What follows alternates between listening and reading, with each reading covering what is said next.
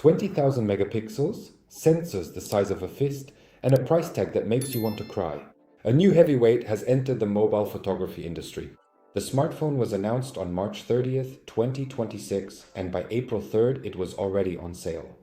Our guest today is the Vivo X300 Ultra. In the top version, it comes with 16 gigabytes of RAM and 1 terabyte of internal storage. Its official price in Europe is exactly 1,999 euros. 2,000 euros for a Vivo. The device instantly became a cult hit in China and among geeks around the world. But does it really deserve the title of Camera King? Or is this just another case of overpriced marketing? Let's figure it out honestly and without mercy. And we'll start with the unboxing. The box is a huge, stylish square made of premium textured cardboard embossed with a circle that hints at a camera lens. On the back sticker, you can clearly see that this is the European market version. Victory green color, 16 gigabytes of RAM, and 1 terabyte of permanent storage. We open it up and we're greeted by an EL Energy label sticker with a B energy efficiency rating. There are various papers, a warranty card, and a neat envelope containing the brand's signature oval SIM tray ejector pin. Underneath it, there's a USB-C to USB-C cable and a protective case. But wait, where is the power adapter? Yes, in 2020, Vivo followed the strange and puzzling example set by its competitors. There's no charger included, so be prepared to buy a powerful adapter separately. The phone itself looks impressive right away. The Victory Green version weighs a solid 237 grams, and its thickness, due to the large lenses, is 8.5 millimeters. The back cover is made of matte glass. The frame is aluminum. In the hand, it feels like an expensive mirrorless camera. The body is fully protected. It has not only the standard IP68 rating, but also IP69. This means the phone isn't even afraid of hot jets or water under pressure. And a couple of things I noticed, this phone looks very much like the Xiaomi Leica phone. We had that phone for review. It's practically identical. Another thing I don't like is that when I make these kinds of movements, I later hear on the camera, when I shot some footage, I hear something inside the camera, something is rattling, and I don't like that. But that's just how it is. To each their own. And let's move on to the display. The display is a huge LTPO AMOLED panel, measuring 6.82 inches with a 4K plus resolution, that is 3168 by 1440 pixels, and a pixel density of 510 ppi. The refresh rate is adaptive from 1 to 140 Hz. The screen is made from the new Q10 Plus light isolating material.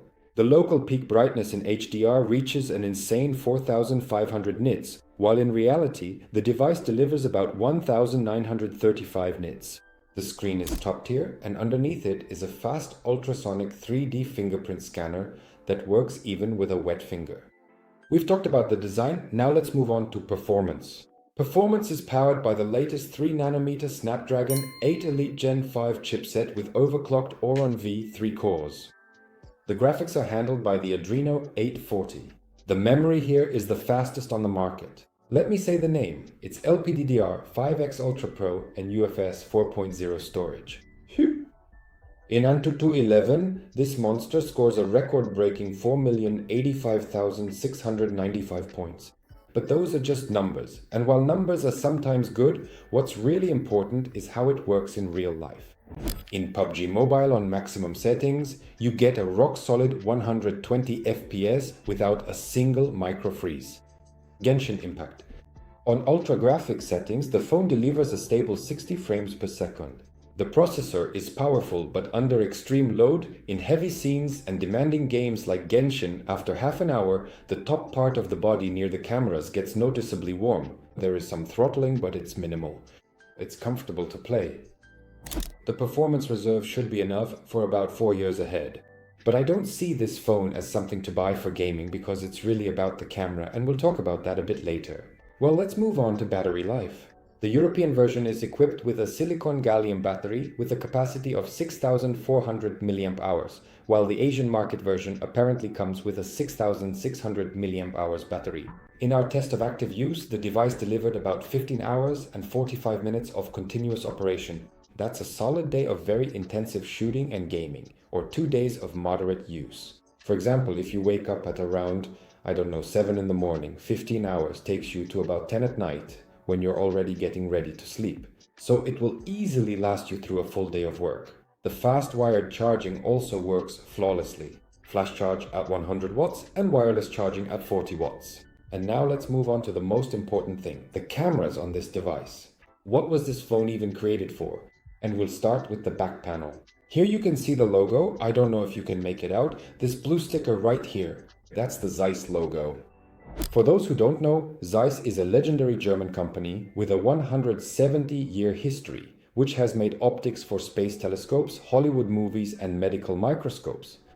Here, they use their signature anti-reflective lens coating, Zeiss T. There are 3 sensors here, and honestly, they really impress me. The first is the main wide-angle camera with 200 megapixels, a huge sensor, and stabilization on a gimbal-like mount, apparently gimbal OIS. An ultra-wide at 50 megapixels with autofocus. And the main pride is the periscope telephoto, also at 50 megapixels with 3.7 times optical zoom and an insane macro mode with an aperture of 2.7. But that's just numbers, that's all just specs. I think none of you are really interested in that, so let's turn on the camera and take a look at the interface. In street photography mode, it offers us classic focal lengths from 14mm, 35mm to 85mm and finally 135mm. At the same time, when switching to landscape at night mode, on the main screen we see quick selection options. Focus at 14mm, 35mm, 85mm, and then there are digital crops at 7mm and 230mm. The specifications state that you can even purchase optical attachments for up to 200mm. The maximum digital zoom is insane in scale, but honestly, after 50 times, the quality turns into mush. You'll notice this now in the video. Let's switch to portrait mode. Here, you have access to the signature feature, Zeiss's bokeh flare, which simulates background blur in the style of legendary analog lenses, Viatar, Sonar, Planar. You can manually adjust the aperture, for example, set 4 points in the background right on the fly. In the regular photo mode, you can activate high-resolution shooting from the top menu. You can choose between 25 megapixels, 50 megapixels, and a true 200 megapixels. And if you look at some of the additional modes, the number of options here is truly impressive. There's panorama, documents, ultra HD, slow-mo, director mode, time-lapse, astrophotography, underwater shooting, food, pro photo, and pro video. Separately highlighted features include supermoon for the moon, telephoto extender, and creative. What about video? Let's switch to video mode.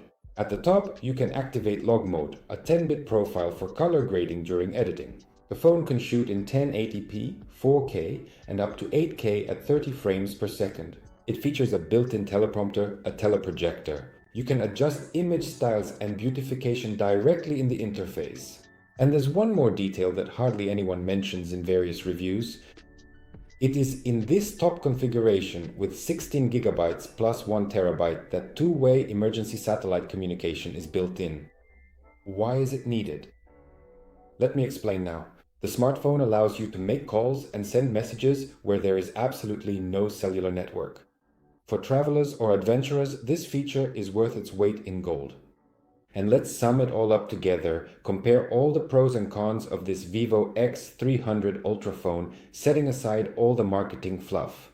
As you can see on the screen now, here are the pros and cons. Let's start with the pros. There's an incredible 200 megapixel periscope camera with macro mode. Also, the top tier Q10 Plus display with 4500 nits peak brightness. Body protection according to IP68 and IP69 standards. Satellite connectivity in the top version. Video recording in 4K at 120 FPS and 10-bit log.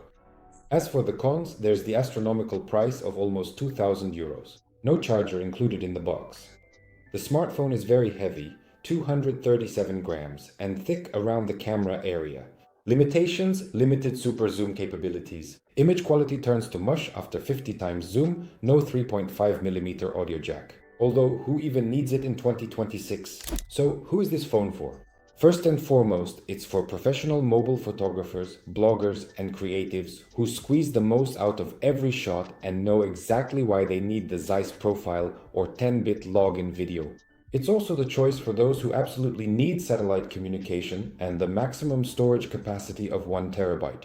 I immediately picture, I don't know, some kind of thrill seeker who loves taking photos. He's somewhere out there, on a mountain, let's say, takes a photo, and then uses this satellite connection to call for someone to come pick him up. But who shouldn't buy this phone? Ordinary users, if you buy a smartphone just to scroll through social media, watch YouTube, and occasionally take a photo of, I don't know, your cat, and you like to play games, this phone will end up being a heavy, expensive, and excessive brick for you. For this amount of money, you could buy an excellent entry-level flagship and still have enough left over for a good mirrorless camera. But you just write in the comments, what do you think of the Vivo camera interface? And are you ready to pay 2,000 euros for the title of Photography King? Don't forget to subscribe. There are plenty of honest reviews ahead. See you next time.